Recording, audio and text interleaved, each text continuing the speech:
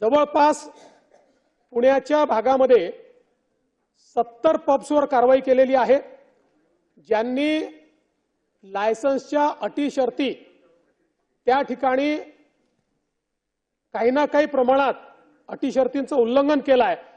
अशा 70 पब्सचे लायसन्सेस हे त्या ठिकाणी रद्द करण्यात आलेले आहेत आणि त्यासोबत वेगवेगळ्या प्रकारे ज्या काही अटी आहेत त्या ठिकाणी आता ज्यांचे लायसन्सेस आहेत तिथे आर्टिफिशियल इंटेलिजन्स एनेबल्ड कॅमेरेज लावले आहेत।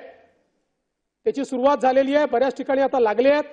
कंपल्सरी केलाय की ज्यातनं त्यांनी किती वाजता बंद केलं, त्यांनी सर्व करताना त्याचं जे काही वय आहे ते तपासलं की नाही, या सगळ्या गोष्टी या कॅमेऱ्याच्या माध्यमातून त्या ठिकाणी तपासल्या जात आहेत।